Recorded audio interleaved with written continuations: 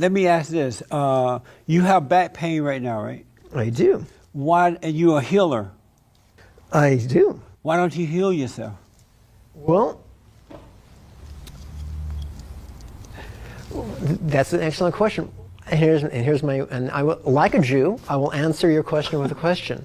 How many thoracic surgeons do you know who perform their own bypass? I don't know, but why don't you heal? You can't heal yourself, but you can heal others. Hi everyone, welcome back to the channel. If you are meeting me for the first time, my name is Clevy and it is so nice to meet you. You guys, we have another video again from Justin Lee Peterson, and this is him versus the unhealed healer. A title, you guys, unhealed healer. So it means he's healing, but he himself is not healed. Interesting.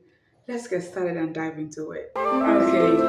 Let me ask, Black Lives Matter, you heard of them? I have heard of them. And would you agree with me that they're an evil, radical, agitated? Not at all. Do you see them as a good group?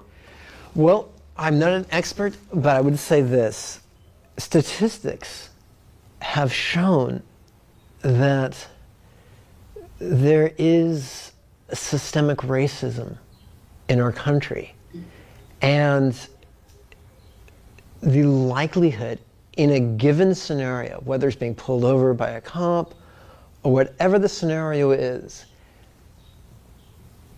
statistically, Black Americans or African Americans are in greater danger of receiving violence from the police than their white counterpart. Not true.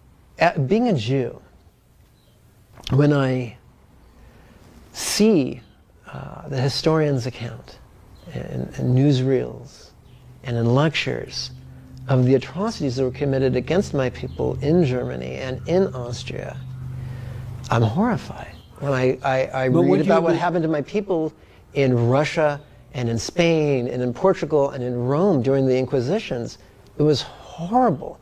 And when I see what happens to Black Americans at the hands of the police with very little, if any, accountability, it's horrific. But you see it an illusion.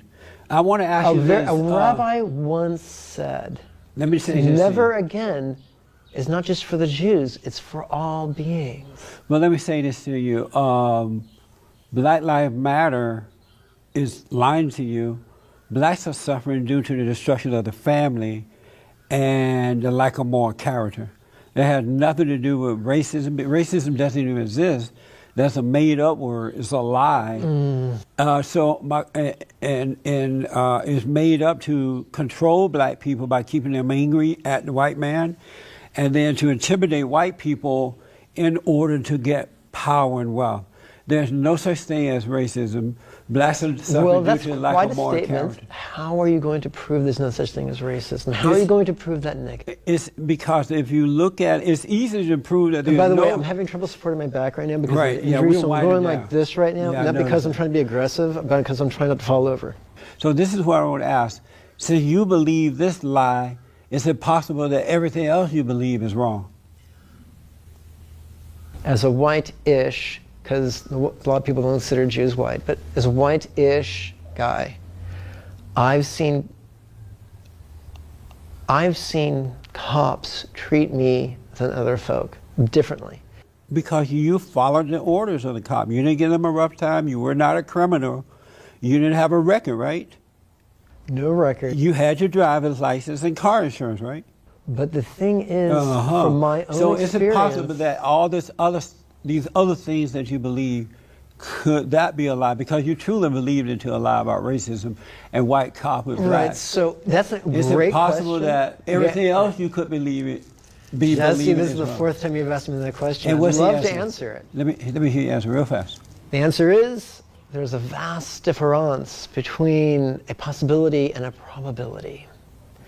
And intellectual integrity requires that we keep an open mind to every possibility. And in fact, in the hard sciences, we were told that ceramic was an insulator. And then in the 80s we learned that not only is it a conductor, it's a superconductor. So you're going to find out one day you're wrong about a whole bunch of other things. Why did you leave? Did you desert being a Jew There, or Judaism? so Did you here- like desert that? well, Yes. it depends who you ask. No, I'm asking you. Did you? Right, so here's how I would answer that. Of the non-Asian meditation teachers tooling around on the earth right now, the most prolific are Jews.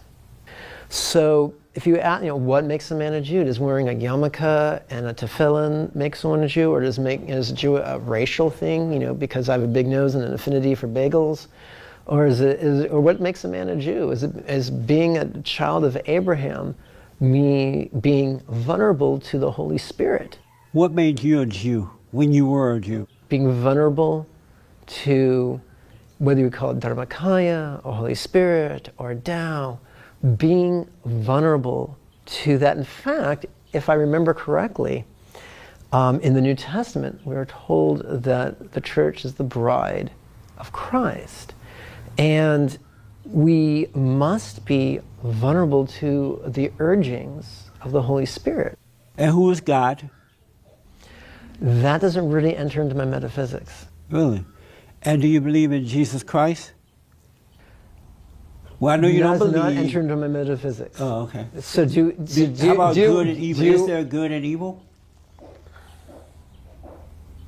Where humility embraces vulnerability, hubris embraces defensiveness. And one of the ways we fix the blame outside ourselves is by blaming it on an etheric entity, or a celestial being, or a fallen celestial being. So you don't believe there's good and evil? It isn't that I believe in it or believe in it, it's just that I've got my hands full working on me. And I can see we live in an interdependent universe and there are outside influences. Everything affects everything, but... But because you're not answering my question, I don't understand what you're saying. You're a smart guy. I think you need to give yourself the benefit of the doubt. Let me ask this. You have back pain right now, right? I do. Why? And you're a healer. I do. Why don't you heal yourself? Well, that's an excellent question. And I will, like a Jew, I will answer your question with a question. How many thoracic surgeons do you know who perform their own bypass? But I don't know, but why don't you heal? You can't heal yourself, but you can heal others? Sometimes. But not yourself. Sometimes I can, sometimes I Oh, can't. I see, but not of the back A pain. wise man can recognize his limitations without being threatened by them. Did you have fun? It's been very invigorating. You want some Tylenol?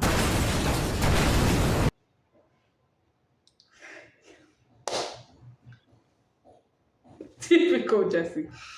It will infuse it will infuse you with everything. Now, you guys, where do we even start from? Okay. First, they talked about systemic racism, and we've had that topic on here for quite a while now. Where they're like, is there systemic racism you know, in America? And we've had so many different people come up with their opinion. We've had, Morgan Freeman, say Stain. We have Tim Scott. We've had who again, Thomas Sowell, just come to say what is their pick. And we've also had people like Sunny on The View, who is of a different opinion. Of course, the whole View crew are of the opinion that there is racism. We also have like Don Lemon, who is also of the opinion that yes, there is, racism. And you guys, Charlie Kirk too, the other day we also talked about. I think we've talked about and we've touched on this issue countless times. Is there racism or there is no racism? Do you see color? Do you not see color? How do we judge? How do we not judge? I feel like right now in our day and age, we are indeed seeing a lot of progress. And you will take progress. I will take progress over perfection. I am seeing progress. I am super. The other students that on the critical racism tour, where the lady was saying, there was a time she wouldn't even be allowed in the hall like this, and Charlie was like, yes, yes, there was a time, but now you're here standing in a room full of whites, and you were talking, you're expressing your view. People are even clapping and cheering you on. Like, do you understand? Like, you guys, I would take that progress over perfection. I would take it. I would jump on it. Like I would tell to everyone. Like what Thomas Sowell said. They said if you were to give an advice to, you know, to someone coming to a future Thomas Sowell, what will you tell them about racism? And he said, stay away from the racist hunters. Stay away from the racist industry. Equip yourself with skills that people will be willing to pay for. Don't let your skin color, don't have that. A lot of people have this victim mentality. You haven't even tried, and you're just like, oh, there is no way on earth they will allow this person with this color. Don't do that. Don't do that. Be proud of who you are. Be proud of what you represent. Don't let this be an hindrance. Morgan Freeman said, let it be an excuse. You're driving. Do that. Don't wake up and every day have this victim mentality or see yourself as being someone who they will always oppress.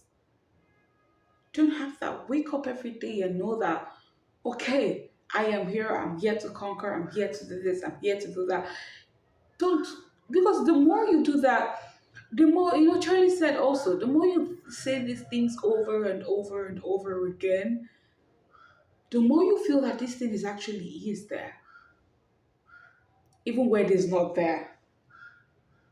But just because in your head it's definitely there, doesn't matter what anybody says is there.